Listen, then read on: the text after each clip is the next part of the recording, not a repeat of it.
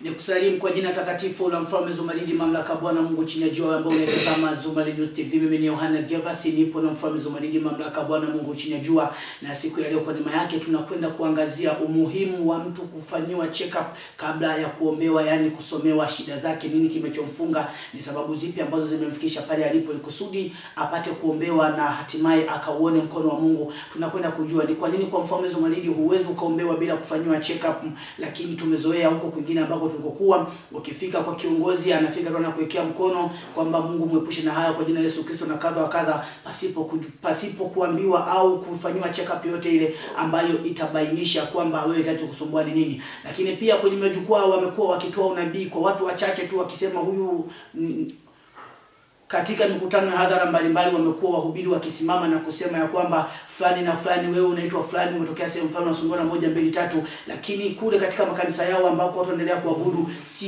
sio kila mtu anaenda aendelea kufanywa check up. Lakini kwa Mfalme Zumaridi huwezi ukaombewa kwa mara ya kwanza bila kufanywa check up, bila kujua kinachokusumbua ni nini. Mtukuzwe Mfalme Zumaridi. Mtumishi wa Mungu, ni sababu gani, sababu zipi za msingi ambazo zilipelekea au pengine unaona kwamba wewe na Mungu, sababu mko kabineti moja, yani Mungu mbinguni na Mungu duniani, mkaona ni vyema kwamba lazima mtu afanyiwe check up ili kusudi ndio aje kuombewa, tofauti na huko kwingine ambako watu tulikuwa zamani kwamba ukifika tu kwa kiongozi anafika na kuwekea mkono kwa jina la Yesu, pokea uzima, pasipo kufanywa check up ukajua tatizo ni nini. Kuna umuhimu gani wa kufanya check up? Kwanza kabisa nashukuru pia kuniuliza swali hilo, ni nzuri sana. Kwa wanadamu wote duniani napata kuelewa kwa nini kwanza kabla hujahudumiwa kwanza uangaliwe shida zako. Umeona? Mungu ni roho. Na mambo yote ambayo yanafanyika kibinadamu kwa kwanza yanaanzia katika ulimwengu wa roho. Ndio. Kisha nakuja katika ulimwengu wa nini? Wa damu na nyama. Na vitu vyote ambavyo tunaviona kibinadamu ni mfano wa kiroho. Umeona? Kwa hiyo nasema hivyo. Ukienda hospitali, unaona hata Bugando, popote pale tukienda hospitali, wewe ukafika moja kwa moja kwa daktari akupa dawa. Ndio. Umeona? Lazima yake kwanza utaandikiwa, utafika reception, mapokezi, utaandikiwa. Utatoa pale nini? Utatoa pale pesa ya kadi ya nani ya nini, lazima kadi sio nini. Utapewa nani karatasi lile, utaenda kwanza kwenye vipimo. Muona, hawezi kupeleka kwa daktari moja kwa moja. Madaktari hawezi kujua unaumwa nini. Lazima kwanza uende wapi? Uende maabara, unasema maabara. Maabara uchekiwe vipimo vyote. Kisha maabara atagundua. Muona, daktari maabara atagundua kama una tatizo gani. Kama ni utumbo umejikunja, atakuandikia pale. Muona. Kama una uvimbe tumboni atakuandikia pale. Kama una malaria 10 atakuandikia pale. Kama una UTI ngapi atakuandikia pale. Kama una typhoid, lazima kwanza upitie maabara uchekiwe kwanza afya yako, ndipo unaruhusiwa kwenda kwa daktari. Umeona kitu kama hicho? Hayo mambo haya yanayoenda katika ulimwengu wa mwacho damu na katika mwili, kuna maana kubwa katika ulimwengu wa roho. Umeona? Hizo ni tiba za kimwili. Umeona, sasa tuendelee hivyo. Pia hata tiba ya kiroho ndivyo ilivyo. Mtu amefungwa na shetani.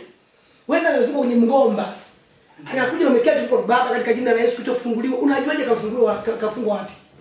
Lazima kwanza ujue huyo mtu kama amefungwa wapi. Wewe kufikia hatua kumuombea mtu, unamwombea wenda unachomwombea sicho ambacho amefungwa. Umeona? Na ndio sana mtu anaenda tu kwenye duka la madawa kununua dawa, anajisikia vibaya, hajui ana ugonjwa gani. Na ndio maana kwenye duka madawa unashauri nenda kwanza kapimwe ili ujulikane tatizo gani, kisha uje uchukue dawa ya ugonjwa huo. Umeona kitu hicho? Kwa ndivyo ilivyo katika Mungu wa roho. Haiwezekani mtu from nowhere anainuka tu kwenda kuombewa tu, yani hata haelewi ana tatizo gani. Lazima kwanza tatizo Mungu alifunue. Umeona? Na ndio maana Mungu ametupa uwezo wa kuona shida ya mtu. Umeona kitu kama hicho? Ametupa uwezo wa kuweza kumsoma mtu hata kama ana HIV. Ndio. Umeona? Unamwangalia kama kwa mnene kama mimi, Mungu anakupa jicho la kuona kama yule ana HIV. Atakiwa aombewe hivi, aombewe hivi. Huyu ana kisukari hata kama hajaenda kupima. Mungu ametupa uwezo wa kuweza kumwona mtu kama ana kisukari, mtu kama labda ana uvimbe tumboni, kama figo zake zimeanza kuchafuka, zina ukungu. Mungu ametupa neema hiyo ya kuweza kumwangalia mtu hivi na kujua kama figo zake zimeharibika. Au hili limekaribia kwanza kuharibika. Kwa hiyo tunajua, tunaomba, tunalenga nini. Mtu anaweza akaja na tumbo, lakini usijue tatizo la tumbo, ili tumbo chanzo chake ni nini. Kwenda ndani ya tumbo figo zimeharibika. Umeona kitu kama ndio sana, mtu anasumbuka na tumbo, anakimbia duka la madawa. Ndio aende kwanza akafanya nini? Check up, akapimwe kwanza maabara ili ajue tumbo linasababishwa na nini. Umeona kitu kama hicho? Na ndivyo hivyo sasa leo. Mtu anakuja na shida hii, lazima kwanza katika ulimwengu wa roho Mungu akupe macho. Wewe ni mtumishi wa Mungu. Mungu ana darubini zaidi ya wanadamu wanaosomea. Mungu anaona zaidi ya daktari. Umeona? Mungu ana jicho zaidi ya mwanasayansi, zaidi ya daktari, zaidi ya chochote kile. Kwa hiyo unapokuja kuleta shida yako, kwanza Mungu ndani ya watumishi wake aliyowajalia kuwapa jicho la kuweza kuona, anaanza kwanza anatazama tatizo ulilonalo. Ndipo unakwenda ukamhusika ambaye ni mfalme Zumaridi, anakufungua. Umeona? Anakuwa tayari mfalme anajua kwamba kuna tatizo gani bila msumuma. Wewe kafungwa na laana za ukoo, hafanikiwi. Kafungwa na mizimu ya kichawi. Wanamwambia na kutolea roho za umaskini na kutolea. Hujue chanzo cha roho ya umaskini imetokana na nini? Lazima kwanza ujue chanzo cha roho ya umaskini. Wewe ni laana za ukoo za kichawi, za kiganga, mizimu ya koo ya umaskini. Lazima kwanza utambue chimbuko la umaskini ndio ujue huyu. Lazima pia ujue chimbuko la miguu kuwaka moto. Lazima ujue chimbuko la tumbo lake kuvimba kujaa kwa kama na mimba. Lazima ujue chimbuko la macho, kwani macho yanauma. Kwa Mungu anakuonyesha kiundani zaidi. Kisha unajua naomba hapa, naombea sehemu hii. Navunja kama umefungwa kuhusu macho, labda macho amepewa labda macho fake. Sababu sio wanadamu wote tuna macho kwa duniani. Wengine tuna macho ambayo ni fake, tumebambikizwa na shetani macho, ndio kila saa yanauma, kila saa yanauma. Kumbe ulishapewa macho na shetani. Kwa kila saa figo zina matatizo, kumbe shetani shakupa figo za punda. Wewe unajua na figo zako. Kumbe na figo za punda. Kwa hiyo kija mbele za Mungu, Mungu anaangalia maana hakuna mwanadamu awezaye kuona. Mwana kama unaweza kumbadilishwa figo. Shetani anakupa figo za wazee waliotoka kule kuzimu. Figo zile nzuri zikateremshwa chini. Zikafanya kazi kwa wale watu kusudi wapate nguvu ya kumtumikia shetani kule kuzimu. Kwa hiyo uwezi mtu kama huyo kamuombea tu bila kujua tatizo la figo zake, uende shetani kazibadilisha au uende zimagonga tu ya kawaida. Ndio. Mwana ndivyo hivyo mtumishi wa Mungu.